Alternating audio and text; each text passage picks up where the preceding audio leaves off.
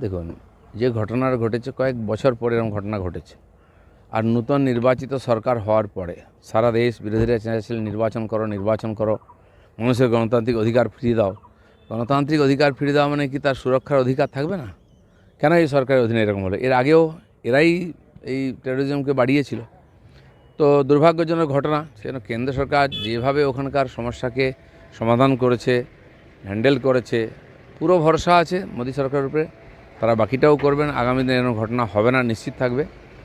তো কিন্তু যেটা হয়ে গেছে খুবই দুর্ভাগ্যজনক, এত বড় প্রাণহানি। সবচেয়ে বড় কথা, কাশ্মীরের ইকোনমির উপর খুব চাপ পড়বে। প্রত্যেক বছর 1-1.5 কোটি পর্যটক যাচ্ছিলেন, ওখানকার মানুষ খুব আনন্দে ছিলেন, তাদের আয় উপায় হয়েছিল, শিকারা খুলে গেছিলো, হোটেল খুলে গেছিলো, গাড়ি ঘোড়া ইত্যাদি ব্যবসা হচ্ছিল, খুশি ছিলেন। এই একটা ঘটনা নড়িয়ে দিয়েছে, অনেক রকম ক্ষতি হচ্ছে। আমার মনে হয় কেন্দ্র সরকার খুবই সিরিয়াস, তারা এর বিহিত ব্যবস্থা করবেন। দূতাবাসও বন্ধ করে দেওয়া হয়েছে, ভারতীয় দূতাবাস যে পাকিস্তানে আছে সেটাও বন্ধ করে দেওয়া হয়েছে। এটা তো ডিপ্লোমেসির আগেও হয়েছে। আমরা এই ধরনের ঘটনার জন্য সার্জিক্যাল স্ট্রাইক করেছে সরকার।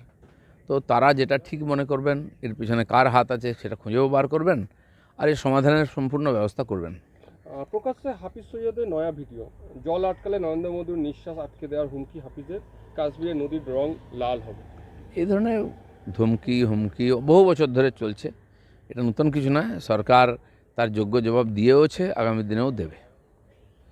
পয়েলগাঁয়ে জঙ্গিদের গুলিতে হাজরা 26 জন, সর্বদল বৈঠক ডাকলো মোদী সরকার। রাজনাথ সিংয়ের নেতৃত্বে হবে আলোচনা, আজ সন্ধ্যায় হবে বৈঠক। এই ধরনের একটা ঘটনা ঘটেছে এবং সেখানে খালি কাশ্মীর নেই, সারা ভারতবর্ষের পর্যটকরা গেছেন।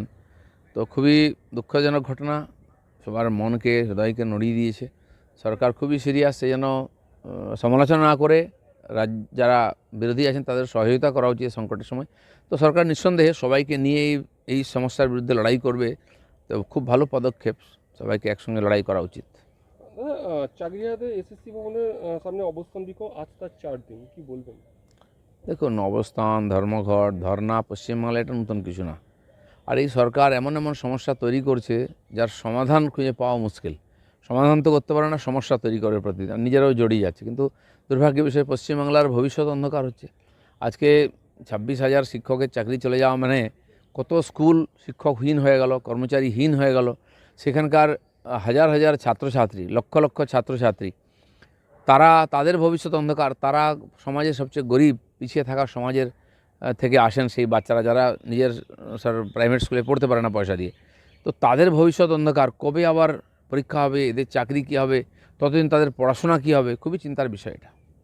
सरकार ने पिछले 10 साल से कश्मीर में टेररिज्म के खिलाफ लड़ा। कई प्रकार स्टेप्स लेने के बाद आज वहाँ शांति आई, चुनाव भी शांतिपूर्वक हुआ और परिणाम भी लोगों के सामने था। लेकिन जिन्होंने चुनाव मांग रहे थे, वहाँ चुनाव होने के बाद, सरकार आने के बाद फिर इतनी बड़ी घटना हो गई, जो बड़ी दुखजनक स्थिति है अभी।